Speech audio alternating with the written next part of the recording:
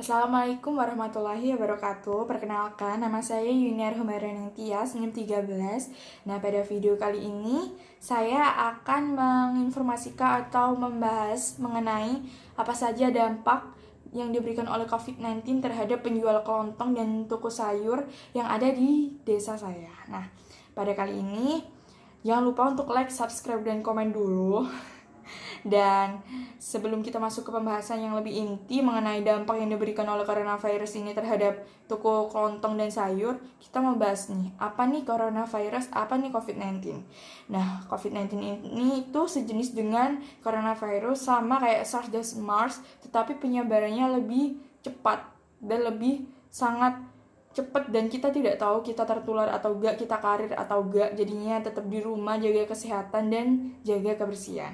Nah, untuk teman-teman semua pasti sudah tahu dong apa saja dampak yang diberikan oleh COVID-19 ini terhadap perekonomian Indonesia, terhadap semua sektor yang ada di Indonesia. Nah, dampak yang paling berpengaruh adalah di sektor perdagangan. Nah, buat kalian semua yang mungkin lagi kepo, tetap stay ya di video ini dan tetap langsung aja kita ke pembahasan selanjutnya mengenai bagaimana sih kondisi dari toko kelontong dan toko sayur setelah adanya wabah COVID-19 ini.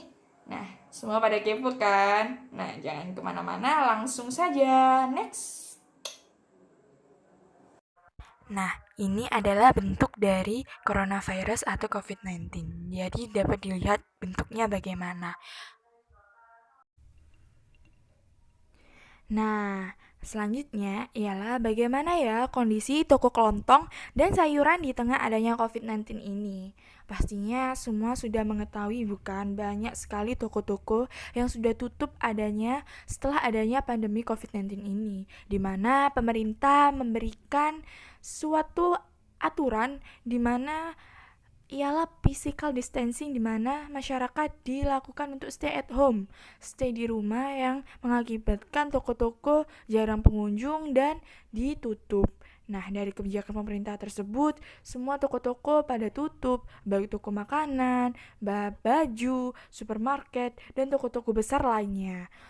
Nah, gimana sih keadaan atau toko kelontong sayur di daerah saya, tepatnya di daerah Gresik, Kabupaten Gresik, Kecamatan Wringinanom, Desa Wringinanom.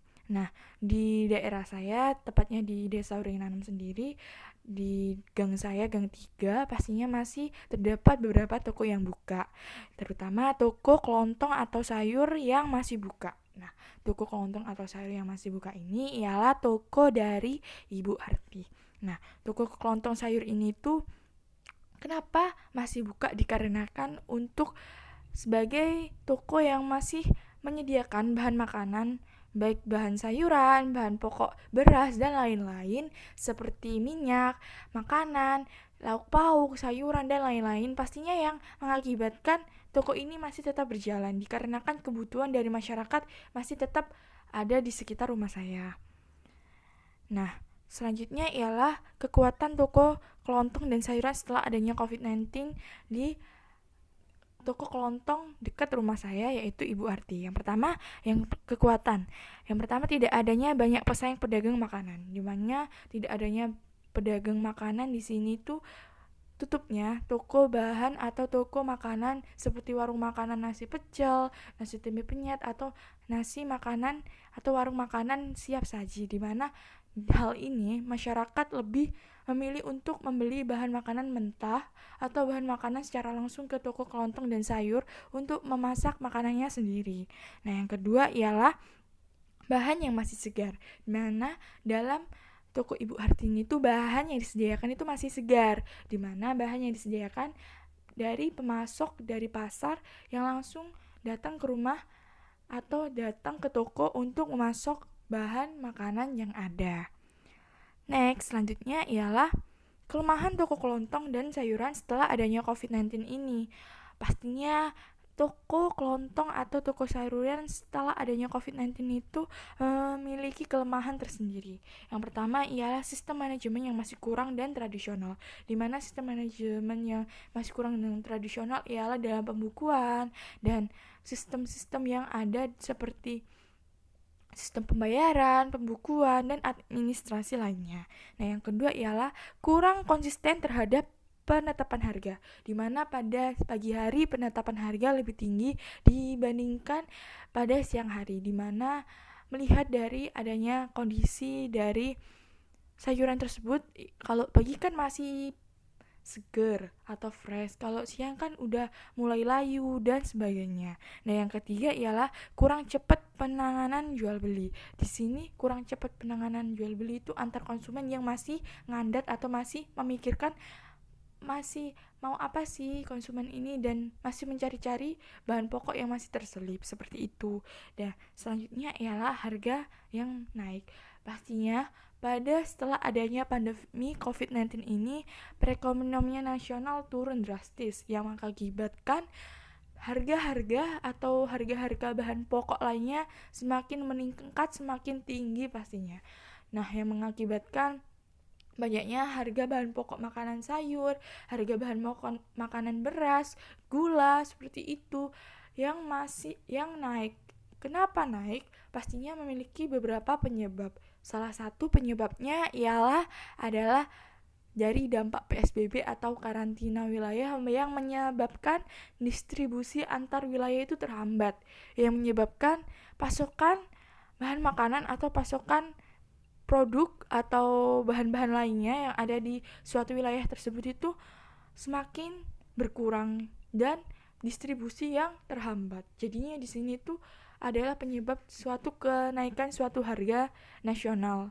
Jadinya harga-harga pada naik itu gara-gara itu, dan harga impor ekspor yang semakin terombang-ambing ini pastinya semakin naik dan semakin turun, dan itu tidak mengakibatkan tidak stabil di harga suatu komoditas. Selanjutnya ialah peluang toko kelontong dan sayuran setelah adanya COVID-19 ini. Yang pertama peluangnya yaitu tingkat prioritas konsumen lebih terhadap pembelian dalam pokok dan makanan. Pastinya konsumen lebih mementingkan bahan pokok dan makanan pada setelah adanya pandemi COVID-19 ini, dikarenakan pastinya untuk makanan ini tuh sebagai kebutuhan utama setelah adanya COVID-19 ini, supaya tidak terjadinya kelangkaan atau tidak terjadinya kayak bolak-balik beli sana sini, bolak-balik keluar rumah, dan yang menjauhkan kita dari penyebaran COVID-19 pastinya kalau bolak-balik keluar masuk rumah. Nah, pastinya itu menyetok atau memprioritaskan bahan makanan dan bahan pokok lainnya untuk menjaga daya tahan tubuh dan imunitas tubuh. Nah, yang kedua ialah peningkatan pembelian konsumen terhadap bahan makanan. Nah, peningkatan bahan beli konsumen terhadap bahan makanan ini tuh sangat tinggi setelah adanya wabah COVID-19 ini. Kenapa? Dikarenakan peningkatan konsumen terhadap bahan makanan itu tinggi karena kan mereka itu lebih baik masak di rumah sendiri untuk menjaga kesterilan atau kebersihan dari bahan makanan yang akan mereka makan. Nah, selanjutnya ialah konsumen lebih menyetok bahan pokok dan bahan makanan. Ya, melihat dari poin pertama dan poin kedua, pastinya konsumen itu lebih menyetok atau lebih menyetok bahan makanan untuk 1 minggu ke depan, 1 bulan ke depan, ataupun 2 minggu ke depan, untuk tidak terjadinya kelangkaan dan tidak terjadinya mereka untuk keluar yang menyebabkan terjadinya lebih besar terpaparnya virus COVID-19 ini. Jadinya mereka itu lebih baik menyetok bahan makanan yang ada. Selanjutnya ialah ancaman toko kelontong dan sayuran setelah adanya COVID-19 ini. Ancaman yang pertama ialah banyaknya orang yang berhutang. Nah, banyaknya orang yang berhutang ini dampak dari PHK atau PHK karyawan-karyawan, ataupun banyak masyarakat yang kehilangan pekerjaannya akibat setelah adanya COVID-19 ini, dikarenakan perekonomian nasional yang semakin turun, dan itu yang pertama. Dan yang kedua ialah banyaknya pabrik-pabrik yang berhenti akibat kurangnya produksi atau tidak ada bahan baku dan sebagainya, yang mengakibatkan banyak karyawan yang tidak memiliki uang untuk setiap bulannya. Jadinya pendapatan itu tidak menentu. Jadinya orang-orang itu berhutang terlebih dahulu sebelum mereka membayarnya. Jadinya itu adalah ancaman yang pertama. Ancaman yang kedua ialah larangan pemerintah setempat untuk adanya kerumunan massa. Nah, pada hal ini tuh pastinya berdampak pada toko-toko kelontong dan sayuran dikarenakan kenapa? Pasti penjual atau pasti pembeli itu datang bersamaan untuk membeli bahan makanan, untuk memilih-milih bahan makanan dan memilih-milih sayuran. Pastinya yang menyebabkan kerumunan massa. Nah, di sini tuh suatu ancaman dikarenakan kebijakan pemerintah untuk tidak adanya kerumunan massa yang banyak. Nah, selanjutnya ialah pembeli yang enggan keluar untuk membeli secara langsung. Di sini tuh pembeli tuh setelah adanya wabah COVID-19 ini, pastinya pembeli-pembeli pada mengandalkan platform online ataupun jual beli online, yang pastinya itu mereka lebih tertarik untuk jual beli online daripada jual beli offline atau tatap muka secara langsung untuk menghindari penyebaran rantai COVID-19 ini. Pastinya masyarakat ataupun pembeli itu mereka secara ragu kayak punya asumsi atau persepsi terhadap penyebaran COVID-19 ini. Jadinya mereka itu takut untuk beli secara langsung.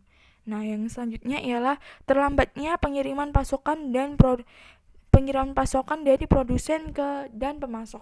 Nah, dari adanya pembatasan wilayah, PSBB, lockdown di setiap wilayah yang ada di Nusantara atau Indonesia ini tuh pasti terjadinya distribusi antar wilayah ini terhambat yang mengakibatkan pasokan semakin berkurang. Nah, terlambatnya pasokan dari pemasok dan produsen ini tuh jelas berdampak pada jual beli yang ada di toko kelontong ini.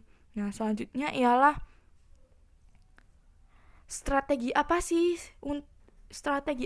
untuk mencegah terjadi adanya suatu gulung tikar atau bangkrut atau rugi untuk nantinya setelah adanya COVID-19 ini. Nah, strategi toko kelontong dan sayuran setelah adanya COVID-19 ini, yang pertama ialah tetap menjaga kualitas bahan makanan dan sayur yang tersedia. Jadi tetap menjaga kualitas bahan makanan sehingga tetap masih fresh dan segar dan tidak kadaluarsa pastinya.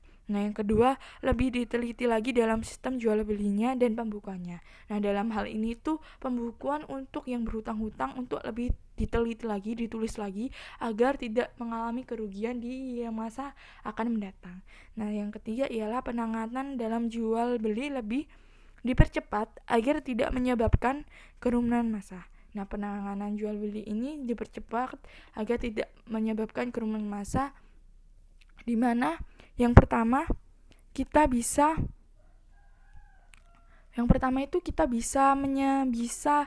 membuat checklist di rumah sebelum berbelanja agar kita waktu berbelanja itu langsung atau to the point kepada penjualnya agar tidak menjadi pengantrian di belakangnya. Jadi tidak menyebabkan kerumunan massa pastinya di depannya. Jadinya lebih langsung ke checklistnya, mau beli apa-apa biar langsung cepat penanganannya.